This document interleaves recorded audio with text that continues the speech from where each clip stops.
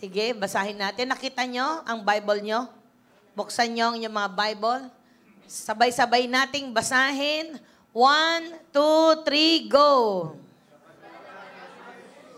Sa paglalakad ni Jesus, nakita niya ang isang lalaking bulag mula pa ng ipanganak. Tinanong siya ng kanyang mga alagad, Rabay, sino po ba ang nagkasala at ipinanganak na bulag ang lalaking ito? Siya ba o ang kanyang mga magulang? Verse 3, sumagot si Jesus, ipinanganak siyang bulag, hindi dahil sa nagkasala siya ang kanyang mga magulang, kung hindi upang mahayag ang kapangyarihan ng Diyos sa pamamagitan niya. Verse 5, habang ako'y nasa sanlibutan, ako ang ilaw ng sanlibutan. Pagkasabi nito, dumura si Jesus sa lupa at gumawa ng putik.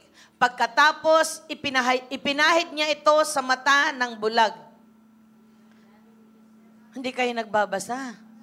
Sinabi ni Jesus sa bulag, pumunta ka sa imbakan ng tubig sa Siloe at maghilamos ka roon. Ang kahulugan ng salitang Siloe ay sinugo. Pumunta nga ang bulag, naghilamos doon at pagbalik niya ay nakakakita na. Sinabi ng mga kapitbahay niya at ng mga nakakakita sa kanya noong siya'y namamalimos pa, hindi ba iyan ang lalaking dating nakaupo at namamalimos? Sumagot ang ilan. Iyan nga. Sabi naman ng iba, hindi. Hindi kayo lahat nagbabasa. Magbasa tayong lahat. Ulit, verse 9. Go! Iyan nga. Sabi naman ng iba, hindi, kamukha lang. Kaya't nagsalita ang dating bulag. Ako nga po iyon. Verse 10. Paano kang nakakita? Tanong nila. Sumagot siya, ang lalaking tinatawag na Jesus ay gumawa ng putik at ipinahid iyon sa aking mata. Pagkatapos sinabi niya sa akin, pumunta ka sa Siloe at maghilamos. Pumunta nga ako doon at naghilamos at nakakita ako. Verse 12. Di ko alam, sagot niya. Dila ng mga tao sa mga Pariseo ang dating bulag. Araw ng pamamahinga. Nang gumawa si Jesus ng putik at nang pinagaling niya ang bulag. Tinanong din siya ng mga Pariseo kung paano siya nakakita. Kaya't sinabi niya sa kanila, pinahira niya ng putik ang aking mga mata. Ako'y naghilamos at ngayon nakakakita na ako. Verse 16, ang sabi ng ilang Pariseo, hindi maaaring mula sa Diyos ang taong iyon, sapagkat hindi niya ipinapangilin ang araw ng pamamahinga. Ngunit sinabi naman ng iba, paanong makagagawa ng ganitong mga himala ang isang makasalanan at hindi sila magkaisa? Kaya tinanong nilang muli ang dating bulag, at ikaw, ano naman ang masasabi mo tungkol sa kanya? Dahil pinagaling niya ang iyong mga mata. Isa siyang propeta, sagot niya. 18. Ayaw maniwala ng mga Hudyo na siya'y talagang dating bulag na, ngayon nakakakita na, kaya't ipinatawag nila ang kanyang mga magulang. Anak nga ba ninyo ito? Talaga bang siya'y ipinanganak na bulag? Anong nangyari at nakakakita na siya ngayon? Tanong nila. Sumagot ang kanyang mga magulang, alam naming anak namin siya at alam din naming siya'y ipinanganak na bulag. Ngunit hindi po namin alam kung ano ang nangyari at nakakakita na siya ngayon o sino ang nagpagaling sa kanya. Siya na po ang tanungin ninyo. Nasa hustong gulang na siya, makakapagsalita na siya para sa kanyang sarili. Ganito ang sinabi ng kanyang mga magulang dahil sa kanilang takot sa mga pinuno ng mga Hudyo. Sapagkat pinagkaisahan na ng mga Hudyo na ang sinumang magpapahayag na si Jesucristo ay ititiwalag sa sinagoga katindi. Verse 23.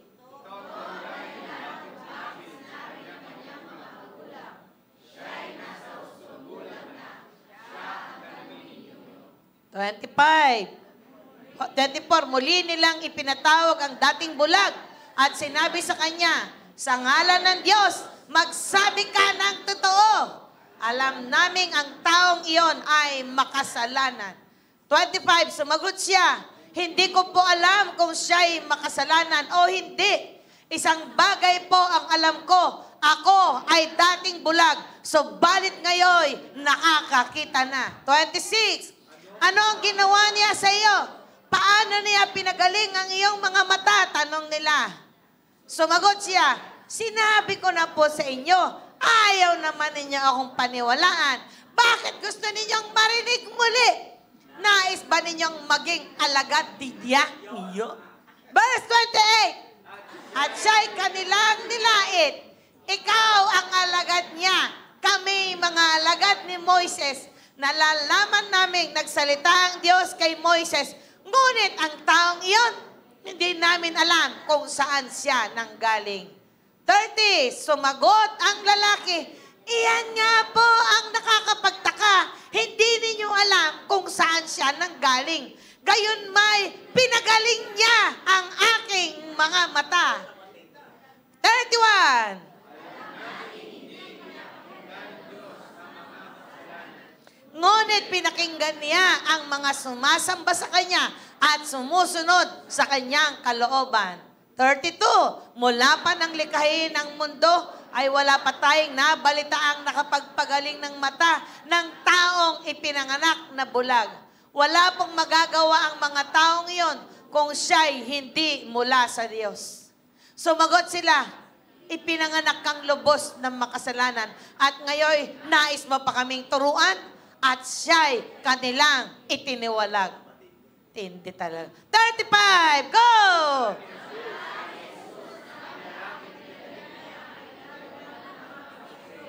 Kaya't nang matagpuan niya, ito'y kanyang itinanong, sumasampalataya ka ba sa anak ng tao? Sumagot ang lalaki, sino po ba siya? Ginoo, sabihin ninyo sa akin upang ako'y sumampalataya sa kanya. Ang kulit na. Siya'y nakitan mo na. Siya ang kausap mo ngayon. Wika ni Jesus. Sumasampalataya po ako, Panginoon, sabi ng lalaki, at sinamba niya si Jesus. 39. Sinabi ni Jesus, naparito ako sa mundong ito upang humatol at nang sa gayon, makakita ang mga bulag.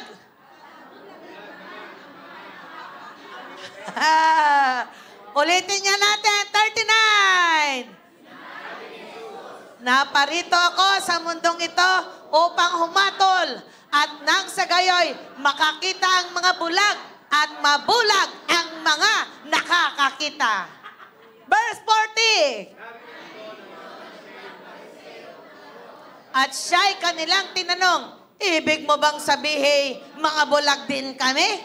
41. Sumagot si Jesus, kung kayo nga'y bulag, hindi sana kayo hahatulang may sala. Ngunit dahil sinasabi ninyong na nakakakita kayo, nananatili kayong may sala. Naintindihan nyo? Tapos na ang mensahe ko. Keep looking up! Amen po ba? Napakaganda ng ating mga narinig. Salamat sa ating kapatid na nagpatotoo, isang bulag, ngayon nakakakita.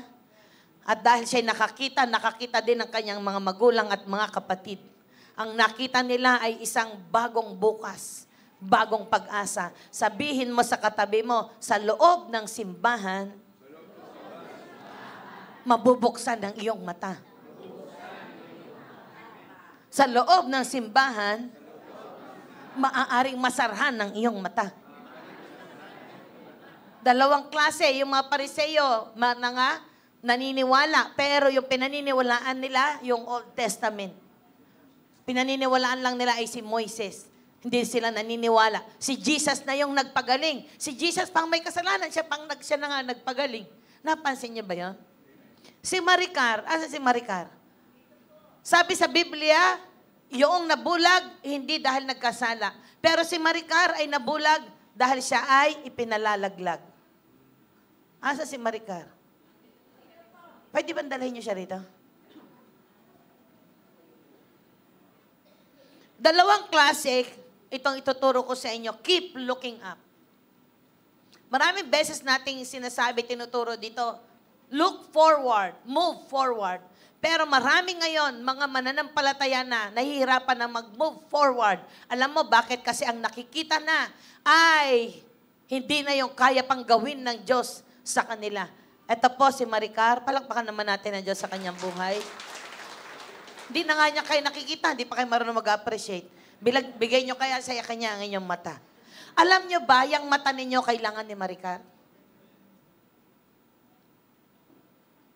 Gusto mo ba yung mata nila, anak? Bigyan niyo kaya ng mic to. Maricar, gusto mo ba ng mata nila? Opo. Oh. Kung ayaw ninyong gamitin, akin na lang. Yeah. Eh, paano kung ang mata nila ginagamit sa puro? Ang computer. Ayaw. Paano kung yung mata nila ginagamit sa panonood ng mga pornography, X-rated? Hindi na lang. Paano kung ang mata nila ay ginagamit para makita ay masama, hindi yung maganda? Okay na lang, pumblind ako. Paano kung ang nakikita nila ay yung kagandahan ng Diyos? Gusto mo ba yun? Ay, syempre po. Hello? Maganda minsan, ang ilustrasyon mo, yung nakikita mo eh. Kasi nakikita mo yung advantage meron ka. Advantage may makataka na nakikita, pero hindi mo ba alam, mas bulag ka pa sa kanya pag hindi mo nakikita yung nakikita ni Maricar? Maricar, mula nung tinanggap mo si Jesus, ano ang nakita mo, anak? Yung purpose ko po, na meron po pala siyang magandang plano sa buhay ko. Dati po kasi akala ko wala na. Kasi nga po, dahil blind ako, parang wala ng pag-asa. Pero na nakilala ko po ang Diyos, ay nagkaroon po ako ng bagong pag-asa at pananaw sa buhay. Yan po. Oh, narinig nyo? Nagkaroon ng pananaw. Bagong pananaw. Pastor Dong, hindi ka muna magpipreach. Halimbawa lang kita dito. Alam mo, ito na yung katotohanan ng buhay ko eh. Ang kasama ko sa buhay, isang Laipi at isang Lagbu.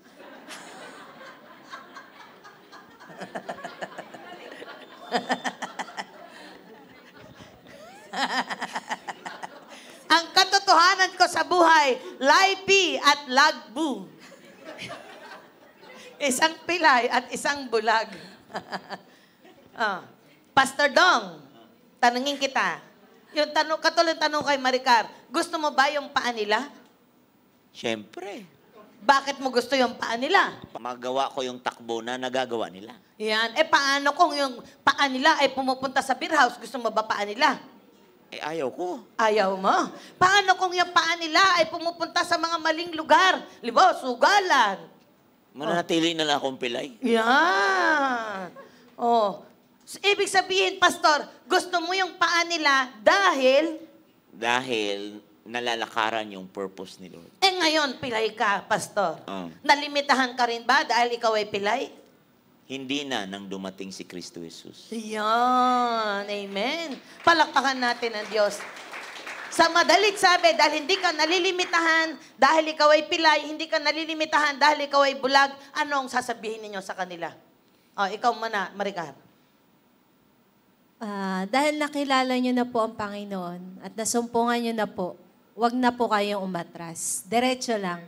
Sabi nga po focus your eyes on Jesus. Dahil siya po ang ating kabuuan ng ating pananampalataya. Anong bansa nang napuntahan mo, anak? Malaysia, Indonesia, Singapore, Hong Kong, Macau po. Oh.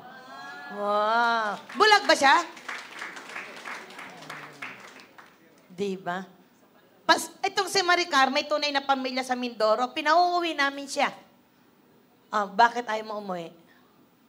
Yes. Dahil doon? Ayoko na pong balikan yung pangit ko nakaraan. Bakit nakaraan ba pamilya mo? Hindi naman po. Kasi po, Doon ay? Doon po kasi hindi po magmo-move yung buhay ko po doon. At ayoko po kasing matenga lang yung buhay ko sa 4 na sulok ng bahay. Ikaw, Pastor Dong. Hindi ko alam ang tatanong ko sa'yo. Baka mag-preach kayo. Okay. Yan ang nga sinasabi ko. Ang masasabi ko, kagaya lang din yung sinabi ng... Dali, wala pa ako tanong eh. Ano ba tanong? Sige, sagutin mo na lang. Di ba yung sinabi nung bulag Sige po. na nakakita? Di ba ipinipilit nila? Ikaw ba inapilay dahil inihulog ka ng nanay mo? Mama, ano ba Si Maricar na bulag dahil pinalalaglag ng nanay. Ikaw napilay ka ba dahil nilalaglag ka ng nanay mo? Andito nanay ko eh. Ayun. Ma, ano ba ginawa mo sa akin? Hindi po. Dahil sa lagnat. Dahil po sa lagnat. Yan po.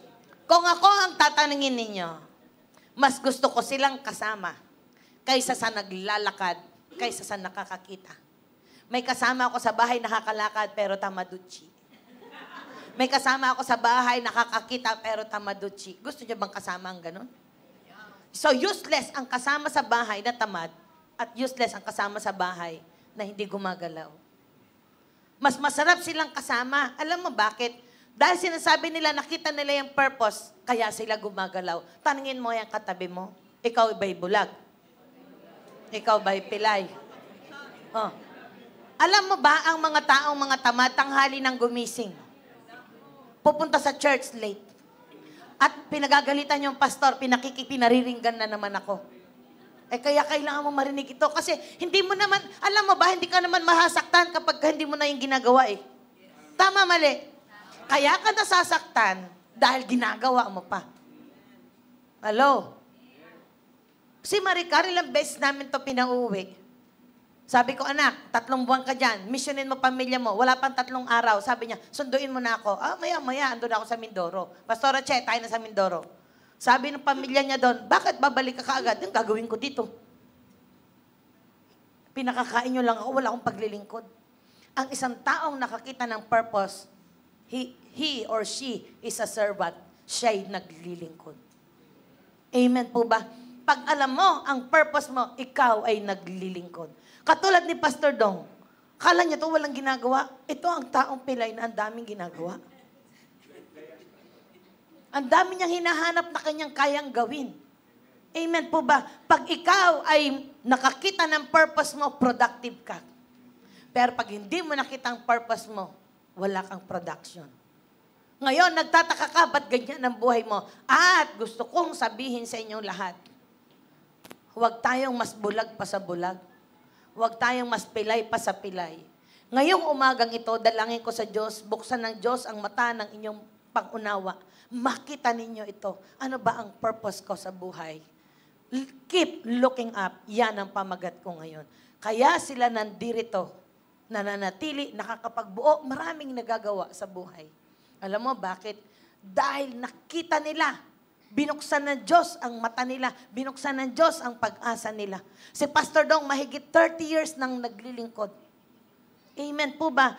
Dahil na-serve niya ang purpose ng Diyos sa buhay niya, he is catering the dreams of others. Isipin mo, nagsimula kay Pastor, anong ginawa ng Panginoon? Kaya nandito tayo.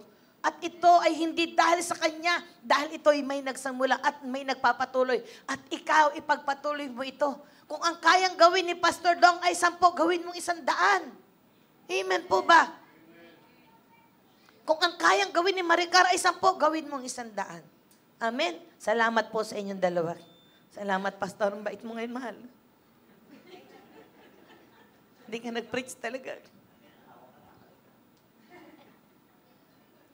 Keep looking up. The importance of spiritual sight. Dito, gusto kong makita sa inyo ang kahalagahan ng spiritual sight. Alam mo ba, may 2 bagay dito. Yung sight at insight. Yan. The importance of spiritual sight. Keep looking up. May 2 bagay ang kabulagan. Spiritual blindness at physical blindness. Ang spiritual blindness ay lack of insight. Ang physical blindness is lack of eyesight. Lack of eyesight. Kakulangan ng paningin. Yung insight mula sa loob. Mula sa loob. Kakulangan ng pangunawa. May paningin ka nga, wala ka namang pangunawa. Hello? Nakikita niyo po ba?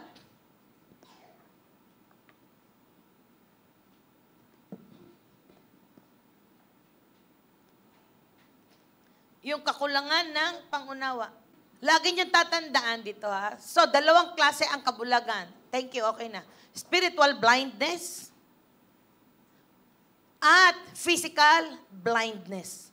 So, narinig natin, hindi ko na ulitin yung binasa kanina, balikan ninyo sa inyong mga tahanan. May God open the eyes of your understanding for you to see what is your life? What is the purpose of your life? What is the meaning of your life? Ano ba ang kahulugan? Ano ba ang kabuluhan ng iyong buhay? Lagi niyo tatandaan, every parable that Jesus gave was a miracle of instruction. Every parable that Jesus performed was a parable of teaching. Was a parable of teaching. It was, Jesus performed was a parable of teaching. Every parable that Jesus gave was a miracle of instruction. So sa bawat salita na winiwika o parabola na sinasabi ng Panginoon, hindi lang kaagad-agad siya gumagawa ng himala. Bago siya gumawa ng himala, merong mensahe, may kaakibat na mensahe. Kaya pag pumupunta kayo sa church, wag lang yung sasabihin niyo, gusto ko ng himala. At pag walang himala, walang miracle na nangyari sa inyo, ayaw kong pumunta sa church kasi hindi naghimala sa akin ng Diyos. Gusto ko pong sabihin, ang pagtuturo ng salita ng Diyos ay hindi siya instant na bigla na lang, ngayon pa lang, gusto mo kaagad, nagbago ka na. Nandun kami sa Angeles, Pampanga kahapon, at nakausap namin yung mga nagpatotoo sa ating program sa daily life sharing. Merong isa doon, ang pangalan ay si, ano yung pangalan, yung dating bakla na naging lalaki? Ayan, si Robbie. Hanapin nyo sa daily life sharing, si Robbie Manalastas. May nag-invite sa kanya sa church. Alam mo ba, nung in-invite siya sa church, ang una niyang ina-attendan sa simbahan ay women's fellowship. Kasi ang alam niya, babae siya. Umattend siya sa women's fellowship. Hinayaan nila siya. Ngayon, alam mo, sa patotoo niya, kababasa niya ng Biblia. Binabasa yung Biblia. Bigla niyang na-realize, hindi pala siya babae. Panoorin ninyo sa daily life sharing, siya mismo ang nagkwento. Mas sexy pa siya sa babae. Mas maganda pa siya sa babae. Mas makinis pa ang kutis niya sa babae. Halos perfecto ang kanyang itsura. May height pa siya. Pero kababasa niya ng salita ng Diyos, napagtanto niya, nakita niya yung kanyang matang bulag na sinasabi pagharap niya ng salamin, lalaki ka, pero nakikita niya sa salamin, babae siya.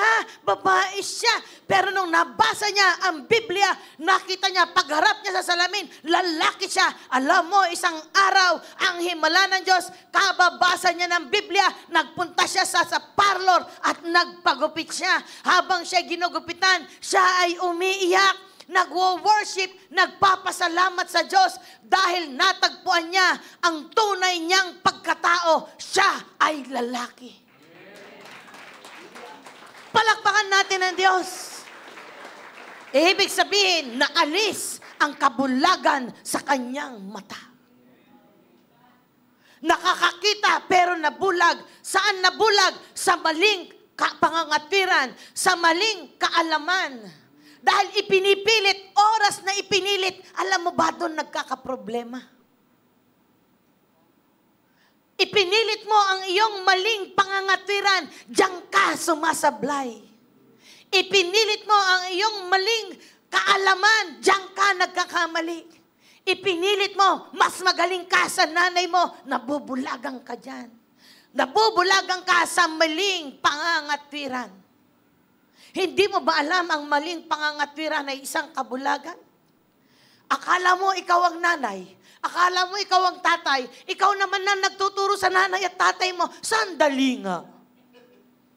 Paano nangyari yun? Heto na naman si Pastora May. Sabi ko kay Pastor Dong, pa, ikaw munang mag-preach. Sabi niya, hindi, Mama, kailangan ikaw mag-preach. Ayan siya, oh. Oh. Yan siya, oh. Oh, mas maganda pa siya sa akin. Mas sexy pa siya. Hindi ko pa nasubukan magsuot ng ganon. Nakita niyo ba? Alam mo, kung makikita niyo doon sa video, ginugupitan siya, umiiyak siya. Nagsisisi siya. Kahapon, kausap ko siya. Sabi ko, alam mo ba anak, meron kaming i-ordain na magiging pastor namin sa Isabela, katulad mo. Hinihintay lang namin na siya ay makapag-asawa. At i-ordain namin siya. Alam mo ba, sabi niya sa akin, Pastora, alam mo ba, may girlfriend na rin ako. Wow! Hallelujah! Palakpakan natin ang Diyos.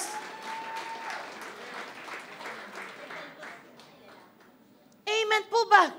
Alam mo, meron akong bagong natuklasan. Nung isang araw ko lang nalaman, saka ko na lang siya sa iyo ihahayag. Pero meron lang akong konting kwento. Tingnan mo, napakagwapo, di ba? Ang gwapo. Sobrang pag-aasikaso nila sa amin kahapon. Lahat ng mga nag-guest sa daily life sharing, habang nandoon kami kahapon, alam mo ba, biglang pinaalala sa akin na Diyos yung pangitain na binigyan ako ng Panginoon ng napakaraming susi sa kaliwang kamay ko. Sa kanang kamay ko, naalala niyo yung pangitain? Mayroong susi, punong-puno, kaliwang kamay, kanang kamay. Nung pinagtabi ko, yung susi naging isa. Alam mo kung ano yun? Biglang binuksan ng Diyos yung aking pangunawa na yung mga susi na yun, ito ay mga iba-ibang mga simbahan na binuksan ng Panginoon at iisa ang purpose sa daily life sharing, pinagsama-sama sila. Ito ay para sa kaharian ng Panginoong Jesus.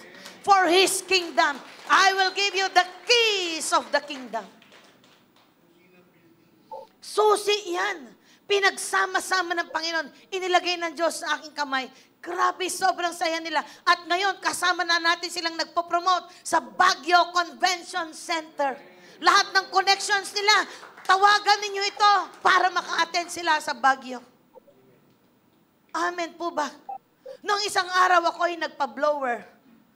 Sabi kong ganyan, sa kapatid ko, dahil dito sa loob ng Green Heights, meron talaga akong pinupuntahang parlor. Kaso wala yung nag-aayos sa akin. So meron ako isang pangalawa dun sa may labas. Tapos sabi sa akin ng kapatid ko, ate, kung saan ka nagpupunta, hindi mo ba alam dyan sa church natin ay may umaaten. Mahabang buhok niya. Pero may anak siya. Sabi niya sa akin, oh, meron pala nun? Oo. Sabi niya, puntahan mo. Pagpunta ko doon, kinuwento ko lang ng konti. Sabi ko, confirm nga. Ikukwento ko siya sa inyo. Pag sinabi niya na sa akin, magpapagupit na din siya. Lagi niyong tatandaan, every miracle that Jesus performed was a parable of teaching. Merong aral yan, may pagtuturo dyan. Amen po ba? Tingnan mo, as we cater, sabi ni Pastor Dong kanina, as we cater the dreams of others, God will cater your dream. Kaya tingnan mo si Kuya Samuel, ang lalim ng iyak sa Panginoon. Si Kuya Rizal, ibinabad na ang sarili niya sa church. Andito na sa simbahan nakatira. Alam mo bakit? Lord, maglilingkod ako, ang mga anak ko, bahala ka sa kanila. Amen po ba? Yung ating kape at pandasal, pumunta kayo mga anak, maglingkod kayo, be a servant. Araw-araw ang daming buhay na pumupunta rito. Who would have thought, ang isang kabataan na katulad ni, ano pangalan mo ulit? Elbert. Sino makakaalam, nakikape lang naman siya. Bigla kong nakaalala, nung pinasyalan sila ni Kuya Rizal, alam mo ba, sabi nila, kayo naman ang pakakapihin ko. Pinakape, pakakapihin. Ibig sabihin, give and take. Naintindihan nila ang gratitude. At sino nakakaalam? Anong ginawa ng Panginoon sa buhay nila? Hindi ba naman sa lahat ng birthday mo, sister, ito ang hindi mo makakalimutan. Ito ang araw na binuksan ng Diyos, ang pagpapala sa pamilya ninyo. And I declare, I prophesy to you, your life will never be the same again. May shifting sa finances ninyo. May babaguhin ng Panginoon sa buhay ninyo. Ang sumpa ng kahirapan ay tapos na sa pangalan ni Jesus. Amen. Believe in Jesus and you will have life. Believe in Jesus and you can see. Yung bulag, narinig niya. Nag-operate ang dalawang senses, hearing and seeing. Hearing and seeing. Narinig, nakita, sinundan si Jesus. At yung mga matatalinong mga Pariseo, bakit ka sumusunod dyan ay makasalanan iyan? Sabi niya, sandali nga, pinagaling ako niyan eh. Mula pa pagkabata, mula pagsilang, hindi na ako nakakakita. Sino ang paniniwalaan mo? Yung mga nagsasabing marunong? Yung mga nagsasabing nag-aalam-alaman? Yung mga nagsasabing ang daming bawal, ang daming batas, hanggang dito ka lang, hanggang dyan ka na lang? Yun ba ang paniniwalaan mo? Whose report are you gonna believe? Believe in the report of the Lord.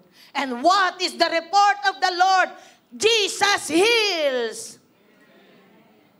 Jesus opened the eyes of the blind. Yun ang dapat nating paniwalaan. Amen po ba? Yung magkapatid na ninyalga. Anak, ang magulang nyo nagpapatuloy na maglingkod. Sundan ninyo ang paglilingkod nila. Gawin ninyo, sundan ninyo. Tama, amen? Mga anak, makinig kayo. Huwag kayong nalilate sa church. Akala ninyo ang simbahan ay hindi mahalaga. Bakit pag-appointment ninyo mahalaga? Ba't pagdating sa Diyos hindi mahalaga? Di mo alam bukas. Pag ang tindi ng problema mo, iiyak ka. Gusto mo, huwag ka nang umalis sa church. Kaya pinapahintulot ng Diyos ang mga bagyo, pagsubok, problema for you to look up. Kaya pinapahintulot ng Diyos ang tao ma-paralyze, magkasakit, hindi alam anong gagawin sa kanyang sarili. For you to look up. Huwag niyong hintayin yan. Huwag niyong hintayin mabalian kayo ng buto. Si Pastor Dong, hindi niya ginustong maging pilay siya. Si Maricar, hindi niya ginustong maging bulag siya. Pilay, bulag, pero nakakita ng pag-asa nung dumating si Jesus, naglingkod sila, unstoppable ang paglilingkod nila. Tignan mo ang resulta ng buhay na inilagay ng Panginoon sa kanila. Amen po ba? Nagtataka lang ako sa iba sa inyo dito. Ano ba ang hinahanap ninyo? Why don't you convince yourself? Sabi sa Biblia, sabi, kausapin ko ang magulang kung totoong ito ay bulag. Sabi ng magulang, ba't hindi siya ang tanungin nyo? Nasa tamang edad na siya. Oy, anak, nakakahiya naman ha? Pag nasa tamang edad ka na, magulang mo pa rin ang sumasagot para sa iyo. Shame on you. Nasa tamang edad ka na, ang pangangatiran mo, katulad ng 5 taon, 10 taon. Bakit pala may tinatawag na legal age? Pag ikaw gusto mong gamitin yung karapatan mo, nasa tamang edad na ako. Hello? Gusto mong gawin sarili mo, gusto mong magwala. Ma, nasa tamang edad na ako, pwede na akong mag-asawa. O sige, humika ka. Tignan ko. Tamang edad ka pala eh. Pero ito, ang sabi, nung magulang ko, sabi niya yung anak ko, nasa tamang edad na. At nung sumagot yung inak, tamang edad na ako, kaya ko sumagot, totoo, si Jesus ang nagpagaling sa akin. Hindi niya i-deny na si Jesus ang nagbago ng kanyang buhay. Amen! Huwag mong i-deny. Hello? Kahit na sino pa ang tumayo sa iyo, huwag mong ipagkanulo. Huwag mong ipagkaila. Si Jesus ang kailangan mo. Wala nang iba. Amen po ba? Ang tao ay nabulaga, nagsimula kay Adan. Nung si Adan ay nagkasala, nabulag na. na bulag ang pag-asa. Hindi siya bulag physically, pero yung insight niya. Tama po ba? At kung makikita mo, nakakatakot sa lahat ng kapansanan, tanungin ninyo si Pastor Dong at si Maricar, sa lahat ng kapansanan, ang pinakamahirap ay bulag. Mahirap ang bulag.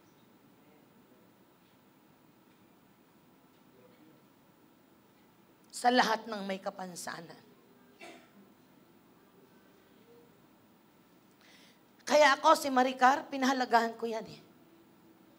Lahat ng mga bagay na haharang sa daan niya, inaalis ko kaya tinatapong ko. Pati tao, tatanggalin ko talaga. Kahit na anak ko pa yan. Bakit? Pinapahalagahan ko siya. Dahil alam ko sa sarili ko, mahirap ang kalagayan niya. Mahirap kaya maging bulag. Kaya binigyan namin siya ng space. Salamat sa Diyos, yung mga anak ko, pinaghahalagahan si Maricar. Lagi nilang tinatawagan si Ate Maricar nila, Ate, alam mo ba, ang matindi nito, ang laking himala, alam mo ano, yung anak ko nag-aral sa Berkeley ng music, biglang magtatanong, at Ate Maricar, anong key ito? Parang baligtad. Yung anak kong nag-aral, nagtatanong sa ate niya, Ate, halika, saan ka nakakita isang graduate ng music school, ang kasamang nag-aaral sa bahay ay bulag? Magka-teamwork yan si Jed at saka si Maricar. Pag yung mga yan, naglabas ang gitara, nagkantahan, para kami lagi may concert sa bahay. Ako na nagsasabi sa kanila, ba't niya ba dinala ang church sa bahay natin? Kala ko ba, sabi ni Jed, ba't mo dinala ang church sa bahay? Maya-mayang mga tao. Pero pag sila naman, akala mo laging may concert sa bahay. At pag sila'y nagkantahan, di talaga tumitigil. Hello? Mahirap sa lahat ay bulag. Kaya pag may nakita kayong mga blind, anak, ano kayo? Huwag niyo silang hinahayaan. Be accommodating. You assist them. Huwag niyo silang pagsamantalahan. Alam mo si Maricar, lahat ng damit niya, kinumpleto ko kulay. Alahas niyan, kinumpleto namin kulay. Kagagawa ng worship team. Wala akong ganitong kulay. Kaya ngayon natutuwa ako, sabi ni Hadasa, Ate, ano daw ang kulay? Gagawin ni Hadasa, ilalabas na yung damit ng ate niya. Ate, itong kulay na to, itong kulay. Alam ko lahat kompleto ng damit yung anak kong babae na yan eh. Pati makeup kompleto, saan kayo nakakita? Pagbukas ko ng kwarto, nagme-makeup sarili. Anak, saan ka natutong mag-makeup? Sa YouTube, pampira. Nag-YouTube. Alam mo ba si Maricar? Maniwala kayo kay Maricar, hindi bulag yan eh. Alam mo ba, matindi yan eh. Mas nagda-daily life sharing sa inyo yan eh. Araw-araw yan nakikinig. Mas nakakakita yan sa inyo kasi alas 4:30 gising na yan, nag-a-alarm, tumatayo. Nananalangin. Hello? Kaya sabi ko, Lord, pag lahat ng asawa ko, lahat ng anak ko, nag-asawa na. Pag lahat ng anak ko, nag-asawa na, natira si Maricar. Ang kasama ko sa bahay, bulag at pilay. Lord, palakasin mo talaga ako. Sino nagturo kay Lydia ng voice lesson? Si Maricar. Oh, gusto niyang matutong kumanta? Si Maricar lang ang kailangan niyo. Hello? Alam mo, si Maricar, bulag. Pero na-develop niya ang virtues niya, na-develop niya ang character niya, na-develop niya ang talent niya. Ikaw nakakakita, maghugas lang, hindi mo ma-develop. Magligpit lang ng higaan, hindi mo pa ma-develop. Pumunta sa church late ka pa, hindi mo pa rin ma-develop. Magluto ng kanin, alam ni Maricar paghilaw. Alam niyo ba, si Maricar, alam niya pag yung mga damitan ko, ginulo ko. Pagdating ko, naayos na. Sarap niyang kasama. Hello? Bulag. Subukan mong tumapak sa bahay namin. Mapapahiya ka. Gusto mo maglinis ng bahay mo. Alam mo, isa lang hindi magalaw ni Maricar sa bahay. Alam mo kung ano? Halaman ko.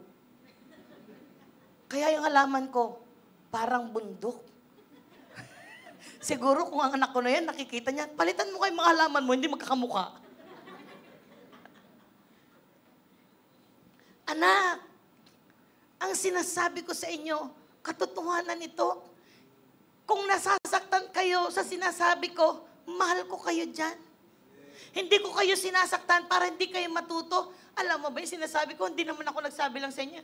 1,000 beses na sinabi ng nanay ninyo yan eh. Palibasa, manhid na kayo eh. Sanay na kayo eh. Minsan ko lang sinabi, nasaktan kayo sa akin.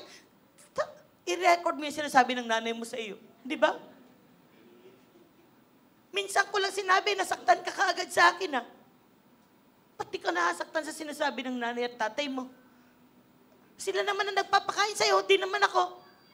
Mga anak, tignan ninyo ang hirap ng kalagayan ng isang bulag. Develop yourself. Amen po ba? Kung tatanungin ninyo yung mga gumagawa ng salamin niya, si Dr. May, may 3 klase ng physical vision, 20/20, nearsighted, farsighted. Tama? Merong man tinatawag na partial blind. Handicap na yon. Yung total blindness, ay matindi na yon. Total blindness. Ang matindi, ang tunay na total blindness is a life of darkness. It's a life of darkness. Ang dilim-dilim nun. So, maliwanag na, sabi ng Bible, blindness, it represents sin. Sin blinds a person to God and the things of God. Sabi ng 2 Corinthians chapter 4, verse 4, hindi sila sumampalataya sapagkat ang kanilang isip ay binulag ng Diyos ng kasamaan. In whose case the God of this world has blinded the minds of the unbelieving so that they will not see the light of the gospel of the glory of Christ, who is the image of God. Hindi sila sumasampalataya sapagkat ang kanilang isip ay binulag ng Diyos sa kasamaan ng daigdig na ito upang hindi nila makita ang liwanag ng magandang balita tungkol sa kaluwalhatian ni Kristo Jesus. Alam mo ba dito sa church, meron ding mga bulag. Tignan mo nga yung katabi mo. Nakakakita ba siya? Pero hindi mo ba alam? Mayroong iba't ibang klaseng kabulagan. Una, they cannot see the hope of their calling. Kaya ayaw maglingkod. Correct? Ba't ako maglilingkod? Libre dyan. Ba't ko ibibigay ang buhay ko? Lagi akong abonado dyan. Sayang ang oras ko, sayang ang kabataan ko pag ako ay naglingkod. Samantalang ang mundo may inalok sa akin na magandang trabaho. Samantalang may pinag-aralan ako, lahat ay nakapaloob sa iyo. Pag ikaw ang nakikita mo ay sarili mo lang, ikaw ay bulag. You cannot see that there is hope in your calling. Ano ang sabi ng Ephesians chapter 1, 18 to 19? Sabi ng Ephesians 1, 18 to 19, naway liwanagan ng Diyos ang inyong isip upang malaman ninyo ang inyong inaasahan sa kanyang pagkatawag sa inyo, kung gaano kasagana ang pagpapalang inilaan niya para sa kanyang mga banal, at kung ano ang di masusukat na kapangyarihang kaloob niya sa ating mga nananalig sa kanya, ang kapangyarihang ding iyon ang muling bumuhay kay Kristo at nagupo sa Kanya sa kanan ng Diyos Ama sa kalangitan. Hello! Kabulagan pag hindi mo nakikita ang iyong panawagan. Sabihin mo sa katabi mo, alam mo bang may panawagan ka? Sa lahat ng mga araw-araw sa kape at pandasal, congratulations sa inyo. Bakit? Dahil naniwala kayo nang ibinigay ng Diyos sa amin ni Pastor ay isang maliwanag na misyon. Soul winning. Sabi ng Bible, those who win souls are wise. Proverbs 11 verse 30. Sa NIV, he who wins soul is wise. Sa NASB, the one who is wise gains souls. Sa ISB International Version, the one who wins people is wise. Sa New Living Translation, the wise person wins friends. Those who win souls are wise. Maliwanag nating narinig noong isang gabi, nung may bisita tayong Koreano, merong ipinapalaganap ngayon na billion soul harvest. Alam mo bakit? Kailangan nating lumabas sa four corners ng ating church. Kaya maraming mananampalataya namamatay ang pananampalataya kay Kristo Jesus dahil hindi nag-win ng kaluluwa. You are not winning soul. Ang bit-bit mo lang palagi ay ang sarili mo. Ang sarili mo na nga lang, binibit-bit mo, nahihirapan ka pa, magbit-bit ka pa kaya ng iba.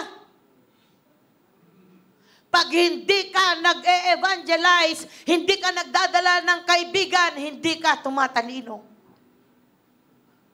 Katulad kanina, narinig natin, kape at pandasal.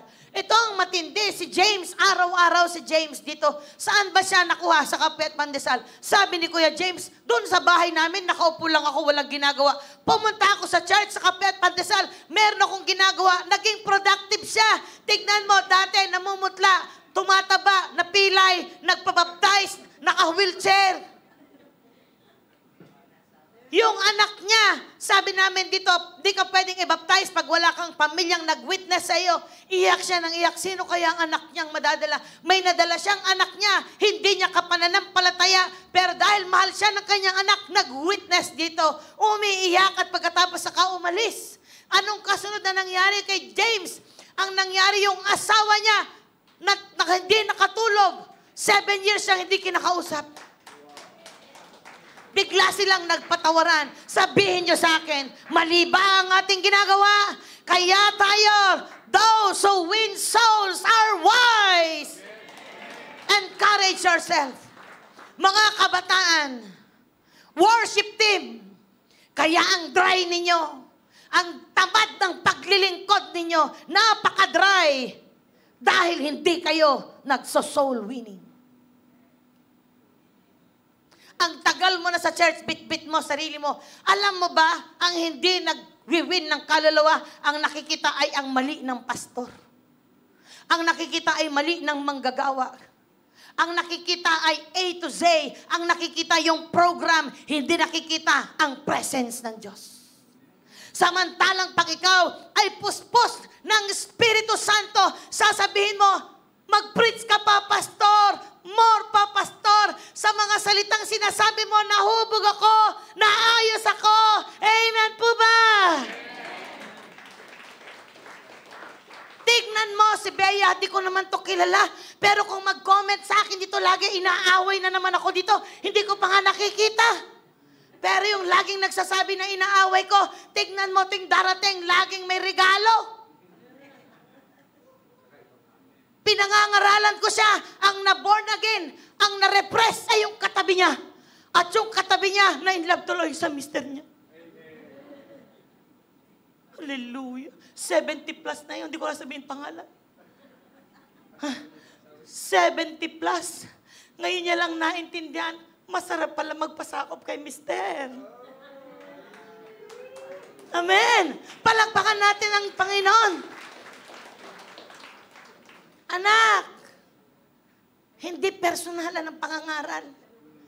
Hindi ko kaya pinipersonal, kinakausap kayo ng Diyos ng personal. Kinakausap kayo ng Diyos personal. Ito pagkakatawag sa akin ng Diyos eh. Hindi naman pa pwedeng laging masarap ang ulam mo, walang sili. Alang sibuyas. Hindi mo lang malasahan yung sibuyas at sili kasi hindi nila pinalutang. Ngayon, pinalulutang ko yung anghang na yan. Kailangan may kagat. Kailangan may palo. Kailangan may kurot. Kailangan may sabunot.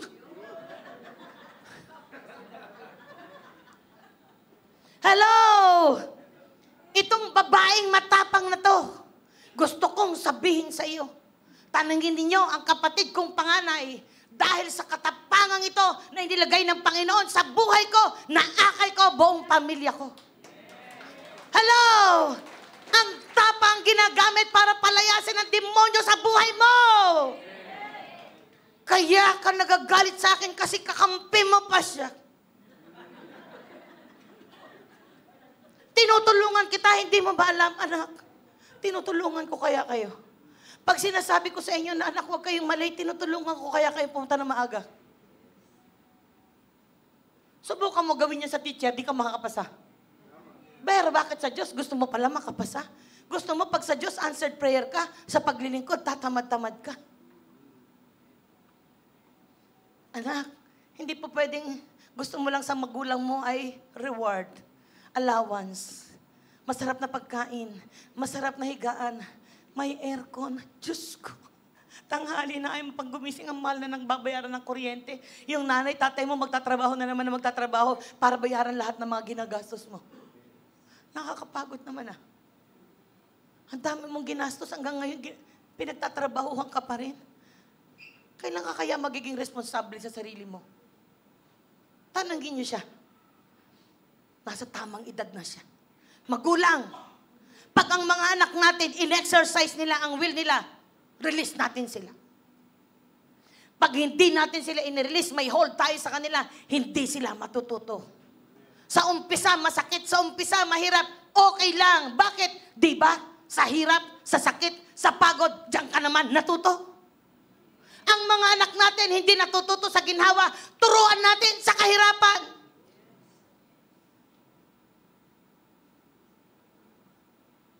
Inuulit ko. Madali ba ang mag-alaga ng pamilya ng iba? Madali ba ang makikatulong? Madali bang magbuhat? Madali bang pinagagalitan ka ng amo mo? Madali bang maghanap buhay? Sagutin niyo ako, anong trabaho ng mga magulang ninyo? Sila ang nagtrabaho, nagpapakasasa kayo. Ano naman ang kaya niyong gawin para sa kanila? Diyan ako naiiyak. Diyan ako nagagalit. Sa mga anak na bulag sa katotohanan. Diyan ako namumuhi. Iyan ang isinusuka ng aking spirito. Diyan ako nalulungkot. Hindi ako magtataka kung bakit ang salita ng Diyos mataas sa buhay ko. Ephesians chapter 6. Hindi nagbabago. Mga anak, igalang ninyo, sundin ang inyong mga magulang alang-alang sa Panginoon. Sapagkat ito ang nararapat, ito ang unang utos na may kalakip na pangako. Ganito ang pangako, lalawig, giginhawa ang iyong buhay. Gusto mo lang lumawig, gusto mo lang ginhawa, pero ayaw mong tinuturuan ka. Hindi mo ginagalang ang magulang mo pag tinatalikuran mo sila. Pag nasa tamang edad ka na, nagpapahirap ka pa rin sa magulang mo. Ang taas ng demand mo, nakakahiya ka. Kailangan kong sabihin ang mga ganitong salita para ka masaktan, para ka magising, para ka matuto. Alam mo ba yung si Paul Santos? Galing ng ibang church, naglilingkod, pero may bisyo. Sabi ko sa kanya, dito hindi pwede. Hindi kayo pwedeng mag-serve pag may bisyo kayo. Sa loob ng simbahan, mahal mo ang Diyos. Sa labas ng simbahan, mahal mo ang mundo. You cannot serve two masters. You will love the other, you will despise the other. Yayakapin mo ang isa, kamumuhian mo ang isa. Kaya sabi ko kay Paul, kung gusto mong maggamit, okay ang talent mo, pero ang ugali mo, hindi okay.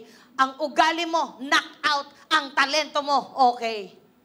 Sa church, sintonado ka man ngayon, pag willing ka at trainable material ka, maaayos ang boses mo, matigas ang daliri mo. Pag trainable material ka, palalambutin ng Diyos ang daliri mo. Bakit? Ang Diyos ang nagbibigay ng karunungan. Ang Diyos ang nagbibigay ng kaalaman para magamit ka. Amen po ba? Kaya huwag mong ipagmamalaki ang talento mo sa gawain ng Diyos. Hindi ka special. Don't feel special because you are talented. Special ka dahil born again ka. Espesyal ka dahil nakakakita ka. Espesyal ka dahil pinaglilingkuran mo ang Diyos na makapangyarihan. Amen po ba? Gusto kong sabihin, walang naglingkod sa Diyos na naghirap. Ayaw mo maglingkod? Alam mo mangyayari sa'yo. Maglingkod ka, sasagana ka. Si Pastora Che, huwag tayong lumayo. From the very beginning ng church, siya ang unang-unang tumagon sa panawagan ng Diyos para samahan kaming mag-asawa. Nag-resign sa trabaho. Bunsong anak sa 10 magkakapatid. Sabi namin sa kanya, umuwi ka. Sabi niya, hindi, maglilingkod ako. Tignan mo ang ginawa ng Diyos sa kanya. Hanggang sa huling hininga ng kanyang magulang, magkasunod na araw na namatay ang nanay at tatay niya. Namatay sa kanyang kamay. A blessed assurance is the salvation. Not only from sin, salvation to eternity. Nagpondo si Pastora Che, hindi ng sweldo.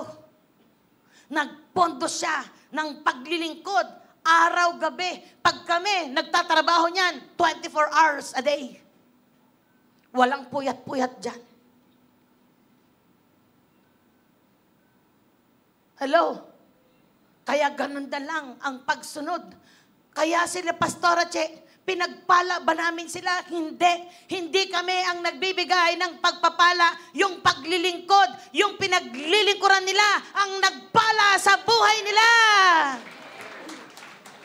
Si Pastora Donna, pinagpala. Pastora Lay, pinagpala. Sabihin niyo sa akin, itong mga ito ay nag-aral, nagbitaw ng trabaho, naglingkod sa Diyos. Anak, hindi naman naglingkod ka ngayon, meron ka na kaagad mamaya. Yung bulag, progression yon. Nakinig kay Jesus. Sinundan ang salita ng Diyos. Nakinig, sinundan, at nanindigan. Anong pinanindigan niya? Si Jesus ang nagpagaling sa akin. Wala nang iba. Yung sinasabi ninyo na makasalanan ang nagpagaling sa akin. Ano ang posisyon mo? Ano ang pinaninindigan mo? Ano ang pinaniniwalaan mo? Hello? Kaya, yung mga bulag, ayaw mag-yes kay Lord. Ang pangalawang bulag sa church. Okay pa kayo dyan? Nasusuri ba ang sarili ninyo? Yung pangalawa yung sinasabi ko, hindi nagpapahubog. Gusto lang safe, secured, seated. Okay na ako. Nagbabayad na ako. Nagsisimba na ako. Dinadala ko na ang tithes ko. Dinadala ko na ang offering ko. Pero ayaw mag-serve. It won't work. Kailangan umupo ka, anak. Makinig ka. Sa mga turo, sa mga aral. Tignan mo, ang sabi dito, ang idagdag natin ay ang ating faith. Hindi fake. Faith, hope, and love. Pag-asa, yan ang 1 Corinthians 13. Kailangan hubugin yung pag-ibig, kahinahunan. Ano ba yung fruit of the Holy Spirit? Ano ba yung mga virtues na yan na kailangan hubugin? Ma-exercise mo yan. Alam mo, makikita mo may nabago sa'yo. Kung lagi kang galit, may nang-away sa'yo, hindi mo na pinatulan, nagbago ka na nga. Pag may nanghingi sa'yo, na dating kuripot ka, bigla kang nagbigay, ibig sabihin, malaya ka na sa greed. Nade-develop yan. Tingnan mo, si Bea sumasagot. Ang tagal naman na ng palataya. Di marunong magpasakop. Subukan mo yan, Bea. Ito, ang pastor ninyo. Di ko ba kayo mahal? Mahal ko kayo. Mahal ko kayo, pero sasabihin ko ang totoo. Titiyakin ko sa inyo. May mangyayari sa buhay nyo. Amen po ba? Dine-develop yan. Saan? Dito sa church. Kaya nga, paulit-ulit ko sinasabi, outside is a battlefield. Where is your training ground? Your training ground is here, inside the house of the Lord. Amen? Training ground for holiness. Training ground to develop your virtues, to develop your character. This is your training ground. And at ang pangatlo na nasa church na mga bulag, hindi nila mahal ang kanilang mga kaibigan na napupunta sa impyerno. Ayaw nilang mag-soul win. Kaya nga, di ba, kanina sabi ko sa inyo, those who win souls are wise. Daniel chapter 12 verse 3, ang marurunong na pinuno ay maningning na gaya ng liwanag sa langit at ang mga umaakay sa marami sa pagiging matuwid ay sisikat na parang bituin magpakailan paman. Wow! Palakpakan natin ang Panginoon. Daniel chapter 12 verse 3. Hindi mo na kailangang magningning. Yung pag-aakay mo, yung buhay mo, isipin mo yung batang si Aldelberg ba yan? Albert. Hindi nyo naman siguro kinumbinsi yun na sabihin sa inyo na kayo ang ginamit, no? Si Ate Yogi nga eh. Kahit na alam niya ang siyang ginamit eh. Alam mo sabi niya, hindi niya naman pa ako binati ito, hindi ako magsasalita.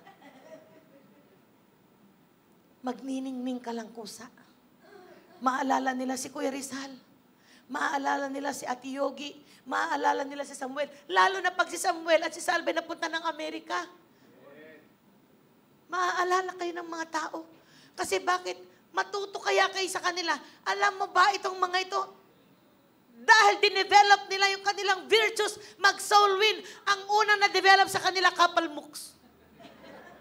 Kapal ng mukha. Saan ka nakakita? Nakaupo ka sa City Hall. Tapat ng City Hall. Nakita ko yung ginagawa nila. Nakaupo. Ate, halika punta tayo sa church. Wala. Iniisip mo yung problema mo. Iniisip mo ipaprocess mong papel. Bakit ka ba nasa City Hall? Diba? May dahilan ba't ka sa City Hall? Biglang may lalapit sa'yo. Te, wala ka ba ginagawa? Sabi ni Isa, may hinihintay ako. Halika na habang naghihintay ka, pakakapihin ka namin dala-dala sa church. Alam mo ba ang alam nila yung church natin? May mga nakausap ko, alam nila restaurant. May nakausap ako, pastor, 75 years old. Emeritus pastor, 75. Sabi niya, Pastora, ito po palang restaurant ninyo. Alam mo, pinatayo ko siya, ipinasok ko sa loob ng opisina. Dito sa church, alam mo, sabi niya, ang ganda pala ng simbahan ninyo. Simbahan pala ito. Hello?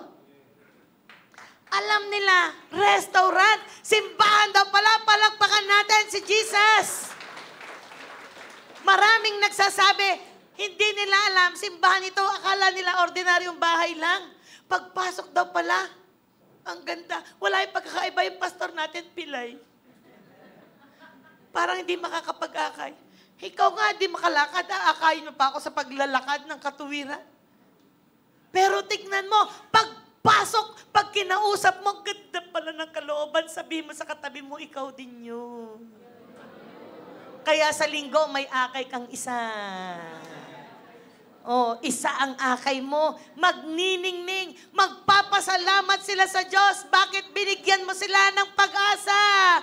Amen. We must have love for our brethren. Dapat may pagmamahal tayo sa ating kapwa. Itong tinasabi ko sa inyo kanina, yung sight at insight. Yung sight ay physical, ang insight ay spiritual. So sa spiritual insight, you can see the miracle of God. You have a vision, you will see the miracle of God. At alam mo ba itong himala ng Diyos ito? As you look up, tignan mo ha, yung spiritual insight mo. Tignan mo, si Abraham, ang sabi ng Diyos sa kanya, bibigyan kita ng anak. Paano mangyayari? Matanda na ako, sabi ni Brother Ben. Sabi ni Abraham, matanda na ako. Hello, paano mangyayari? Ano sabi ng Diyos? Look up. Anak, tumingin ka. Nakikita mo ba ang dami ng bituin sa langit? Ganyang karami ang ibibigay ko sa iyong anak. Look up. Wala kang anak, look up. Sa panahon ni Noah, grabe ang kaguluhan. Yung mga tao gumagawa ng puro kaaliwan. ginagawa yung gusto nilang gawin. Yung babae, nag-aasawa ng kapwa babae, yung lalaki, nag-aasawa ng kapwa lalaki. Inuman dito, lahat ay ginawa nila sa sarili nilang kagustuhan, sarili nilang kalayawan. Kaya ang sabi ng Diyos, masyado ng masama ang mga tao. Ang Diyos ay tumingin sa lupa, nakita niya ang kasamaan. Isa na lang ang nakita niya, si Noah.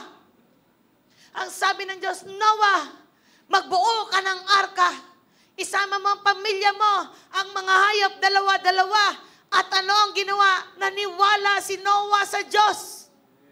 At ang instruction ng Diyos, nung umangat ang tubig, lahat ng taong masasama ay nalipol. Ang naligtas ay pamilya ni Noah. Subalit hindi sila nanatili sa tubig. Ang sabi ng Diyos, magpalipad ka ng kalapati. At pag ang kalapati ay bumalik at may dalang dahon, doon mo makikita may lupa na. Look up. When you are in trouble, look up. Itong lalaking bulag, narinig si Jesus. Narinig si Jesus, nilagyan ng putik ang kanyang mata. At pagkatapos, nung naalis ang putik, siya'y nakakita. Asan si Jesus? Always look up. He is seated at the right hand of the Father. He is praying for you. He is praying for me. Mga anak, as we look up, we keep on looking forward. As we keep on looking up, we keep on believing. Maniwala tayo sa Diyos na ito. This is not a joke. Kawawa ang mga tao na nagdadala sa iyo sa kapahamakan. Kahabag-habag ang kalagayan ninyo. Mapalad ang mga tao na nagiging daan ng kaliwanagan. Dahil pag ikaw ay lumiliwanag, lumiliwanag ang ibang tao, pamilya mo lumiliwanag din. Pero pag ikaw, nandito ka na sa church, ikaw pa ang nagdadala sa kapahamakan ng mga uma-attend dito. Kahabag-habag kalagayan mo. Kawawa ka. Kawawa ka. Buti pa, manalangin ka, humingi ka ng tawad sa iyo. Sa Diyos, sin can blind you. Hindi ibig sabihin, gwapo ka, maganda ka. May tatago mo ang totoong kaanyuan mo. Ang kasalanan ang nagpapabulag sa tao. Ba't di mo makita ang bukas mo? Dahil may kasalanan. Mas bulag ka pa sa bulag mo. Ba't hindi mo makitang may panawagan ka? Dahil ipinipilit mo yung gusto mo. Dahil ipinipilit mo yung pangarap mo. Dahil ipinipilit mo, ipinipilit mo, ipinipilit mo. Ayaw mong gumising, ayaw mong tumayo, ayaw mong maturuan. Magaling ka pa sa dilang magaling. Hello? Binubuksan ng avenue sa inyo maglingkod, ayaw nyong mag-yes. Pumunta man kayo sa church, disusi lang kayo. Kung ano lang ang ibinigay na gagawin, yun lang ang gagawin nyo. Ayaw nyo na mag-extend, ayaw nyo mag-expand. Tignan niyo yung mga naglilingkod dito. Sila, Attorney Bern, abogado, sa Congress nagtatrabaho. Pag nasa church, nagtitimpla ng kape ng pastor. Hindi ko naman ninutusan magtimpla ng kape yan. May baon pang masarap na kape. Pastora, the best na kape ito. Hindi ko naman siya binabayaran. Pero puso niya yan na maglingkod. Sa Ate Mila, galing pa sa Lipa, Batangas. Ang layo ng pinanggalingan. Pastor, nakahanda rin pagkain namin kasi alam niya walang nagluluto sa amin. Yan ang paglilingkod. Hindi namin hinihingan sa inyo na paglingkuran nyo kami. Pero ito, gesture ito eh. Paglilingkod ito eh. Hello? Amen po ba? Ikaw at ang Diyos ito eh. Ikaw at ang Diyos. Anak, kahit na ang tapang ng mga ngaral, pag pinili mo, in-exercise mo yung pamimili, nakakatakot. Kami nanay mo, iyak lang. Iyak lang. Ako, marami akong beses umiiyak. Dahil sa pinili ng mga anak. Pinili ninyo. Anong gagawin namin? Wala. Pinili mo maayos o pinili mong mabuo? Kaya pala sabi ng Biblia, paluin ang anak. Lahat ng anak na hindi napalo, hindi naintindihan ang sakit. Lahat ng anak na hindi naintindihan ito, akala nila ang buhay ay libre. Akala nila ang buhay ay magaan. Lahat ng anak na hindi nasaktan, ayaw magpatuwid.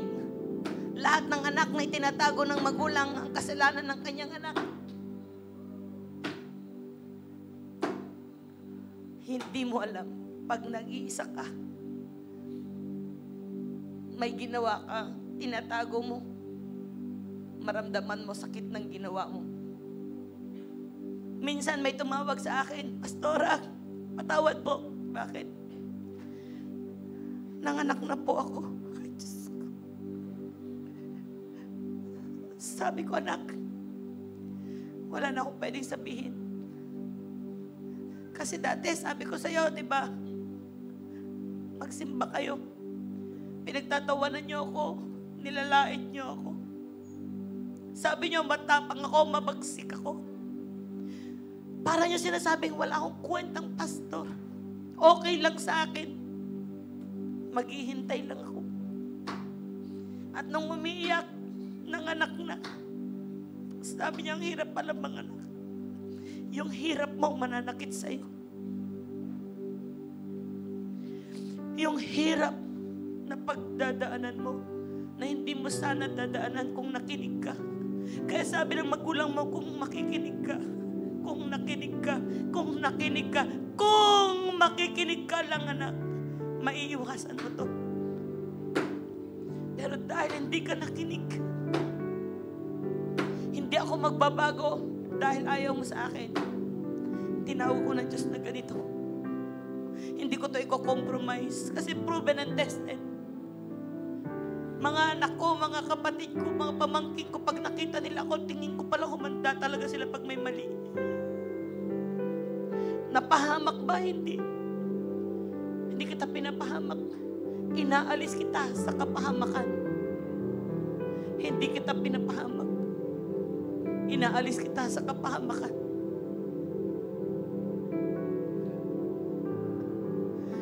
Yung mga taong naintindihan ng sakit, ayaw umalis kasi gusto pa nilang matuto. Yung mga taong hindi naiintindihan ng sakit, laging nagmamadali. Saan nagmamadali? Nagmamadaling akapin ang alok ng mundo. Ang mundo, kabulagan ng alok sa iyo. Ang salita ng Diyos, bubuksan ng iyong mga mata. Tanungin niyo si Pastor Mike, 75. Ba't naglilingkod pa rin? Pastor, ang daming church na hinawakan. Ang daming nag-i-invite. Kasi naintindihan niya kailangan ng tao salita ng Diyos. Alam mo pala doon ka pupunta, ba't hindi mo ngayon gawin? Alam mo pala maglilingkod ka, ba't di ka pa maglingkod habang bata ka? Pag hindi mo ginamit ang iyong daliri sa pagtugtog, kakalawangin yan bukas. Baka manigas nakakatakot, di ka na makatugtog. Pag di mo ginamit ang iyong boses sa pagsamba sa Panginoon, ewan ko, kung yung pamamaos mo, hindi ko alam kung magtuloy-tuloy yan.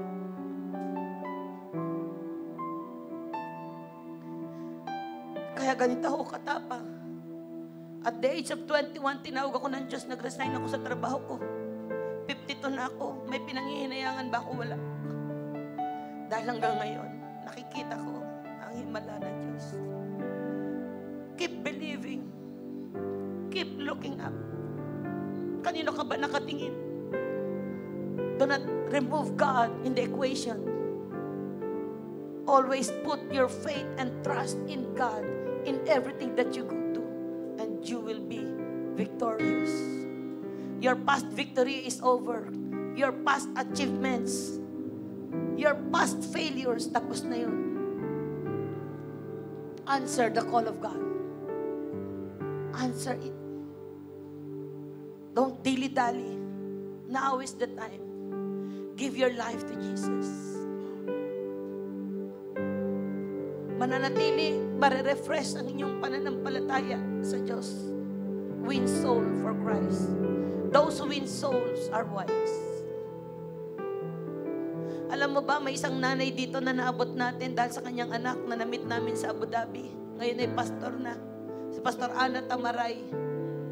Yan, nanay at kapatid niya na akay namin. Nung galing kami ng Abu Dhabi. Kami ni pastor hindi huminto. Kahit saan kami bansa, probinsya, saan kami dalhin. Kasi alam namin ang kahalagahan ng buhay. Anak, ikaw, kung hanggang ngayon ang problema mo, yung storm ng buhay mo, ba't di mo ibigay sa Diyos? Kung hanggang ngayon kinu-question mo, ba't itong napangasawa ko, ba't hindi iba? Ay, siya nga eh. Ano ba hinahanap mo pang iba? Yan nga, di ka magtagumpay. Gusto mo pa ng iba. Baka magdamating sa'yo, mas malala pa.